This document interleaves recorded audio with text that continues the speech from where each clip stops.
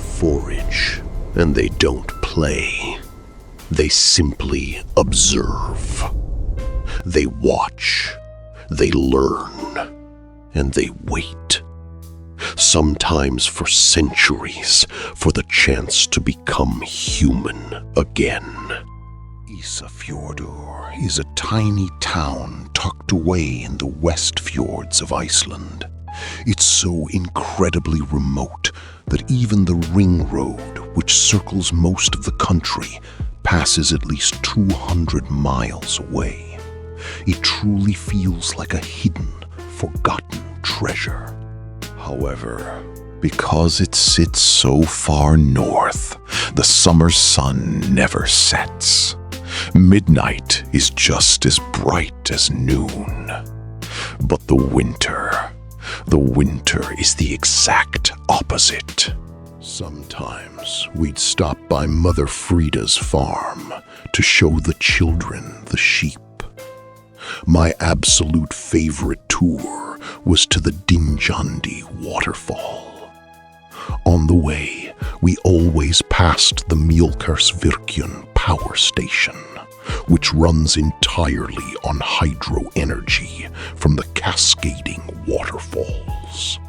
Thanks to this green energy and an infinite water supply, every single household has a washer, dryer, and dishwasher, a luxury every student dreams of. When the fierce winter storms hit, they frequently damage the line. When that happens, the entire region plunges into darkness until the grid is repaired, or more realistically, until someone fires up the backup diesel generators. During those long polar nights, the locals love to pass the time by sharing legends handed down through generations. My favorite was the legend of the Utburdur.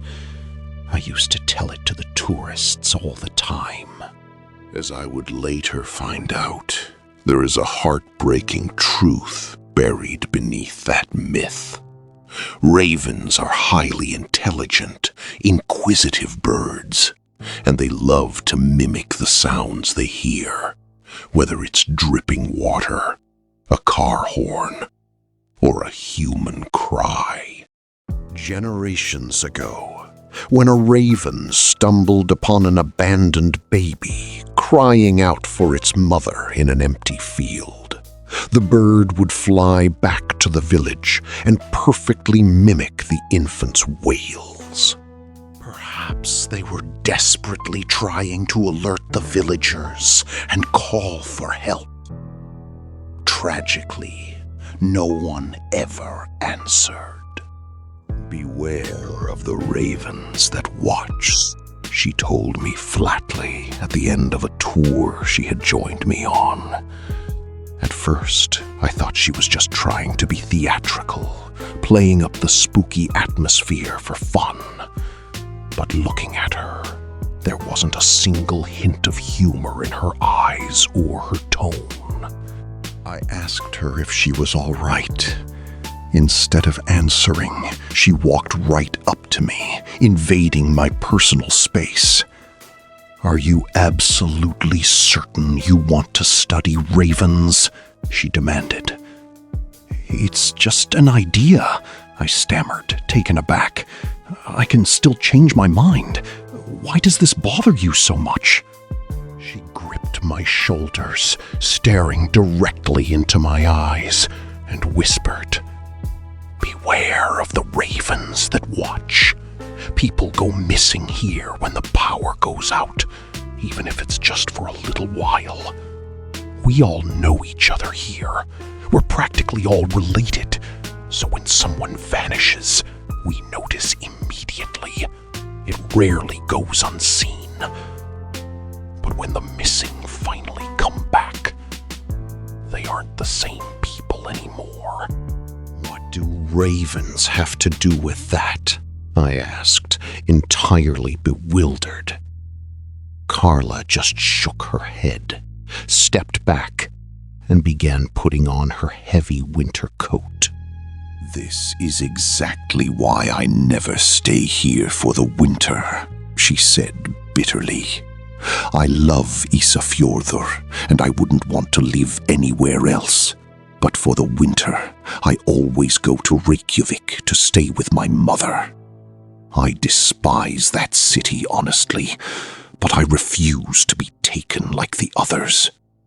Since you're staying the winter here, promise me you will never step outside during a blackout."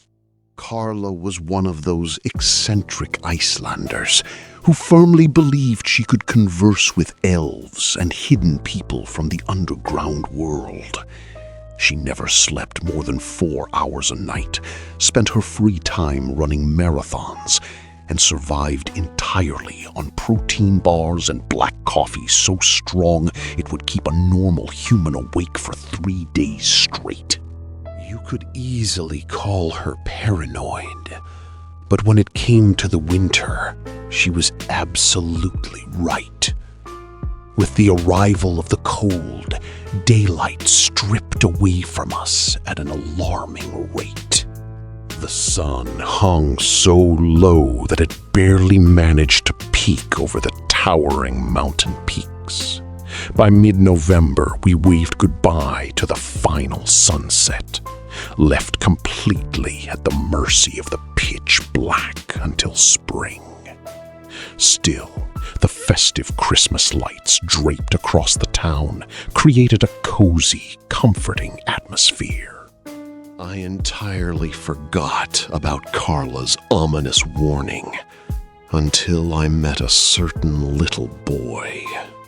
One afternoon, after his behavior escalated, I had to call his mother. I expected the usual parental excuses that he's normally a sweet boy and she would discipline him at home. Instead, her voice sounded utterly defeated. "Please, just show him a little bit of patience," she pleaded over the phone. "He hasn't been himself for the past 6 months. Not since the last blackout." "Winters here are dark," she whispered. "You haven't experienced a proper power outage yet, but it is a thickness of darkness you have never seen and will never see anywhere else. Sometimes it oppresses people so deeply that it alters them. It's not psychological trauma. They literally become entirely different people. They lose their memories. They forget their friends, their family. They even forget how to do basic everyday things, like how to drive a car, dial a phone, or even turn on a shower." I asked if there were others like her son. "Yes," she nodded sadly. "Quite a few. Sometimes the change is for the better. Angry, volatile people suddenly become calm and gentle. But beneath the strange, almost possessed behavior, they all share one undeniable detail. Every single one of them went missing for a few days during a blackout, caught in the deep woods when the dark took the town. Something was profoundly wrong. I looked around the quiet street. There were only a few pedestrians out, along with the usual seagulls and ravens. Then, Karla's warning flashed in my mind. Beware of the ravens that watch. I pointed the bird out to Trevor. Meeting its gaze for a split second, Trevor let out a loud shout to scare it away. The raven didn't even flinch. It just kept staring. Trevor rolled his eyes, waved his hand dismissively, and turned to say goodbye. The echo of his loud shout was still bouncing off the walls of the fjord, but I could swear there was a bizarre, unnatural distortion to the sound. It didn't sound like a clean echo from the mountains. It sounded as if multiple ravens from different directions were perfectly mimicking Trevor's voice at the exact same time. It sent a shiver down my spine, reminding me instantly of the Utburdur mimicking the cries of the abandoned. The sky was a void of absolute black. The air felt strangely frozen, thick with a brewing blizzard. It felt as though the entire town had been swallowed whole by a massive, unseen beast. I could barely make out the faint, ghostly silhouettes of the buildings and mountains, dimly illuminated by the pale reflection of the snow. And then I heard it, a quiet, rhythmic tapping. I wanted to use my phone screen to light my path so I wouldn't trip over anything in the pitch black. But in the dark, I couldn't remember where I had left it. "Trevor, hold on a second! I'm coming!" I yelled into the blackness, frantically feeling around the room for a candle, a lighter, or my phone. The tapping grew louder, faster, and incredibly impatient. I searched and searched, but found absolutely nothing. Looking back, that lost phone saved my life. "I'm coming, Trevor! Just a minute!" Vibrant, colorful static swirled in my eyes from the intense darkness, looking like the patterns you see when you press your fingers hard against your closed eyelids. My heart was hammering violently against my ribs. I couldn't comprehend what had made Trevor so desperately frantic, and I just wanted to get him inside. Suddenly, the tapping stopped. The silence that followed was absolute, broken only by the ringing in my ears and the thudding of my own pulse. Swallowing the lump of terror in my throat, my fingers finally brushed against the freezing metal of the doorknob. Instinctively, I leaned forward and looked through the peephole. I immediately realized how foolish that was. There was nothing but total blackness. "Trevor," I whispered tightly, pressing my ear to the wood. Silence. There was no one there. But cutting through the fresh powder on my porch was a sequence of bizarre, narrow tracks, which the howling wind was already rapidly burying under fresh snow. The only sound in the freezing night was the pathetic, low wailing of the blizzard. Seeing nothing but shadows, I turned around to head back to my room. And then the sharp tapping started again. But this time, the sound was coming from directly across the street. Through the gloom, I saw the distinct silhouette of my friend.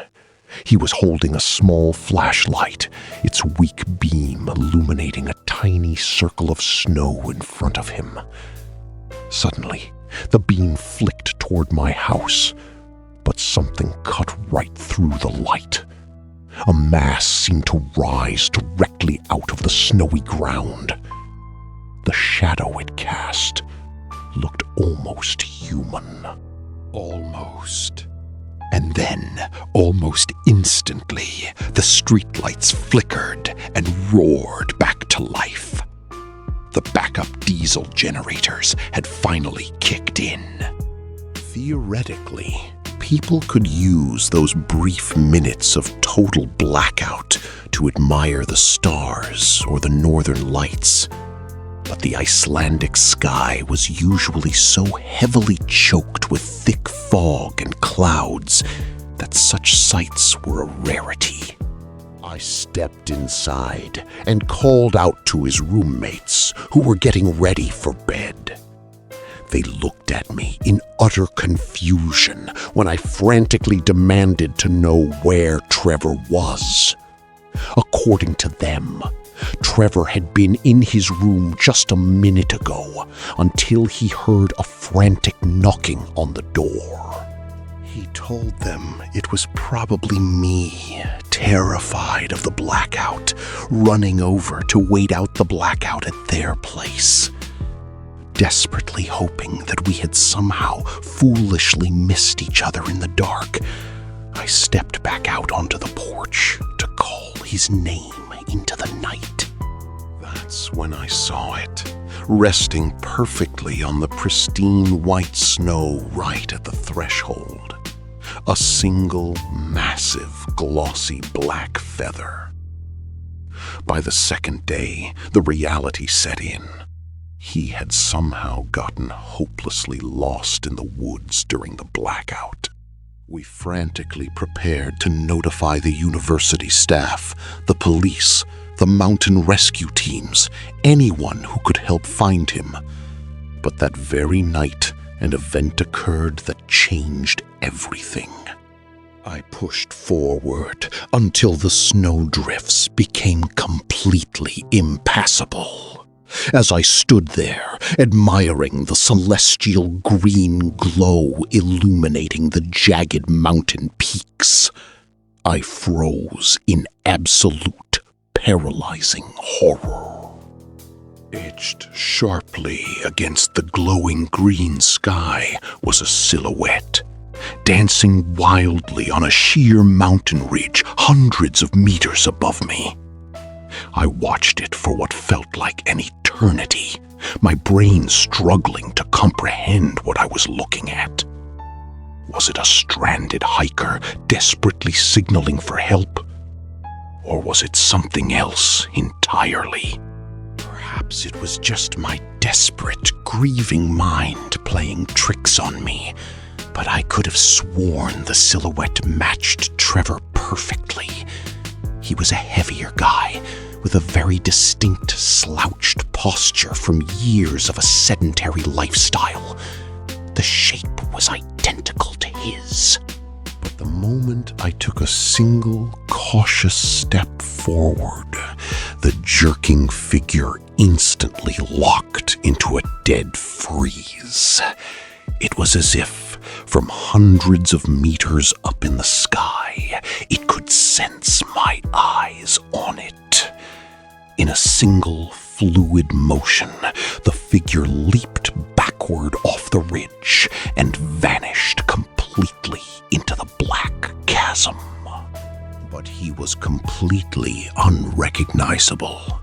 The cheerful, incredibly loud, and mildly obnoxious chatterbox we all knew was gone. In his place stood a sullen, intensely quiet, and entirely detached stranger. We swarmed him, desperately asking where he had been and what had happened. His only response, delivered in a flat, monotone voice, was, "I just needed some time to find myself." I used to tease him endlessly about how his country twang sounded compared to my crisp London accent. But now it felt as though he was a foreigner who had only just started learning English a week ago. Worse still, he began constantly muttering unintelligible phrases under his breath. Suspecting that something was profoundly wrong, I secretly turned on the voice recorder on my phone whenever he was near. The audio caught a low, slurred whispering. It sounded like Icelandic, but completely different from the modern phrases we were being taught in our university courses.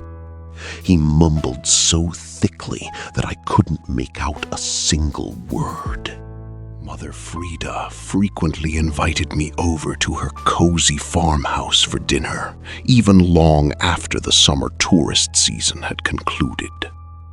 Her husband, Arnthor, didn't speak a single word of English, making it the perfect environment for me to practice my conversational Icelandic.